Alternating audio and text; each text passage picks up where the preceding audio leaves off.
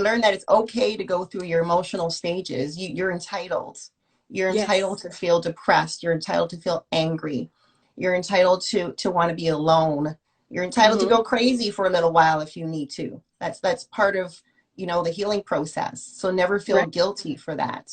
And there actually are 10 stages to healing. And I found that in that 8-year period, actually before Mm-hmm. 2016, I think I was going through all those stages, not even realizing that there's names to them, and there's specific things that you do And during it happens certain. at different times. Yeah, So it might not be like, like an yeah, exact linear order, but it happens at different times. absolutely, absolutely. It's okay to not be okay. And I've been saying that all week. Yeah, I just been telling people, I'm like, it's okay to not be okay. We, yes. as women, as Black women, we have to be strong for so many people, our Mm-hmm, husbands, kids, families, friends, ourselves, right? But mm-hmm. it's okay to not be okay as long as we don't stay there forever. Absolutely. You hit the nail on the head there. And I preach that when I speak, because I Mm-hmm. want me to realize, especially you said it exactly like how I would say it, is that we do so much for other people, for our spouses' businesses, our own business, for our children, for our in-laws, for our parents, Everybody. and we keep doing, and that's by our nature, right? And Mm-hmm. I would never say that I wouldn't want to be that person, because I love being that person. Right. I'm type A personality and kind of OCD, so I like to Me be in too. control. Same here. I like to be in control. But at the end of the day, if you're not well, then nobody else is well. Yes. And sometimes you have to take a step back and say, hey, I've got an issue. I have a problem that I need to deal with and I need to fix. Exactly. And I'm okay with saying that I have a problem. The first step in knowing, in getting help, is to Is admitting. acknowledge, Whew. admit it That's and the hardest acknowledge. step. That is acknowledgement, and admitting is the Mm, hardest step. absolutely, yeah. And once you can admit it, and then you start putting those, I call them 4 R's, in my coaching strategy. It's You have to realize that you have an issue. I'm taking Recog- note. right. Mm-hmm. Realize. Recognize that something needs to be done about it if you're going to get to a better place in life. Yeah. Replace it. Replace these negative habits with better habits, Correct. good people, good lifestyle, whatever it is that's going to make you happy and positive. Yes. And then repeat. And I want women Yes. to understand that, to admit that you're vulnerable and weak is part of being Yes. strong. Yeah, because Correct. you cannot heal, HEAL, until you recognize those issues need to be fixed. And once you take a step back and take off those high heel shoes and take a minute off, heal yourself, then you can get back, open up your diaries and start spreading the Yes. word and start spreading the information.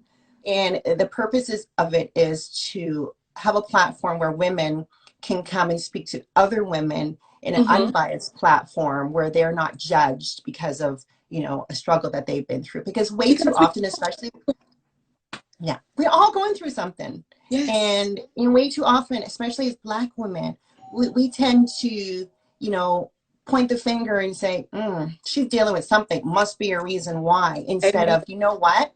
There's a bigger reason behind that. Let's support her. Let's Yes. help her. Yes. Let's rally behind her. Even when it comes to infidelity, like I want to bring that up, because people always want to point the finger and say, oh, you're just dirty. Well, you know what? Let's go back for a moment and let's think about what your heart needs, what your heart desires. Let's think about Yes. people and Yes. commitment, and that people are generally want to be good and do good, and they want to stay committed, Correct. right? Always remember that it's not only about you, it's also about those surrounding you, because it affects everybody. Um, Yes. there's the And beauty I'm glad you aspect of it.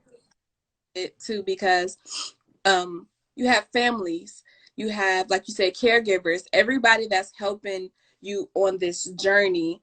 Yes. And sometimes it may be difficult for them to process as well. Yeah.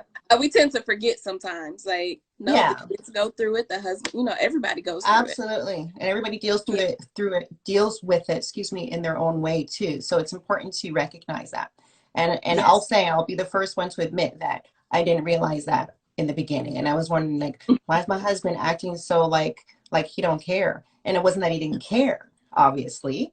Right. But he was dealing with it in his own way, as a lot of men do. They, you know, they Hmm. close up.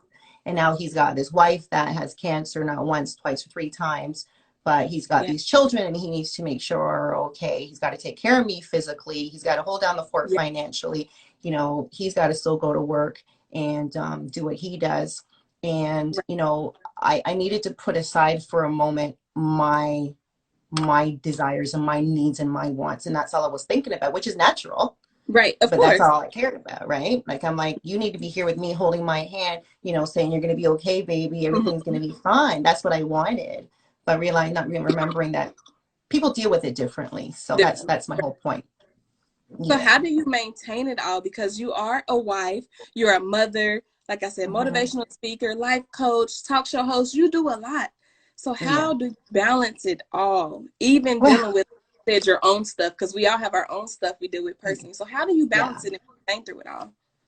I'm not going to say it's easy. Right now, I could take a break. Usually, I go take a vacation at least 2, 3 times a year, but obviously, COVID's got that all messed up for Right. everybody.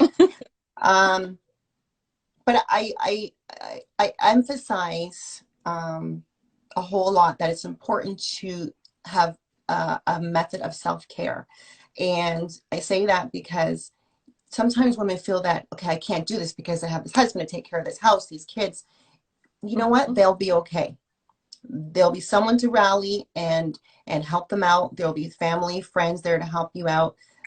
Stop being so concerned about everybody else, like as if you're the only one that can run the show. Take a minute and feel heal yourself.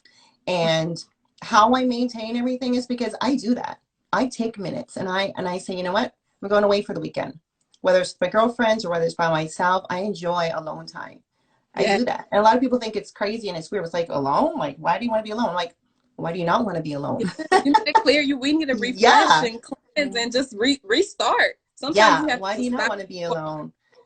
Yeah. Exactly, And it's, because we it's, talked about it earlier. If you're not okay, then it's hard mhm, to help or pour into anybody else. And I say it all the time: if your cup is not full, you can't mhm. pour from an Yeah. empty cup to everybody else. Absolutely. Yeah.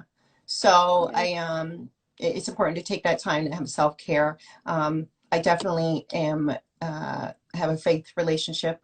Um, Yes. And I yes. definitely, that's, I mean, I feel bad that I haven't even mentioned that because it's a very big part of my life and a very big reason why I believe that I'm here doing what I'm doing today, is Yeah. because God has allowed me to. Um, and I knew that I was going through what I was going through.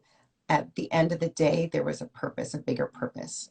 And I Yes. don't think I ever said, why me?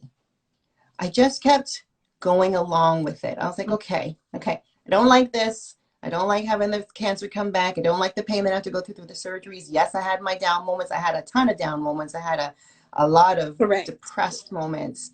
But at the end of the day, I knew I had to give it up to someone greater because if I was to let Hmm. what I was going through break me or, you know, take control, then it would have broke me. Right. Yeah. So I had to give it up to God. And that really has pulled me through knowing that Hmm. somebody else has to take care of it and some other power has to, you know, deal with it. I knew Yes. that because I knew I couldn't deal with it on my own.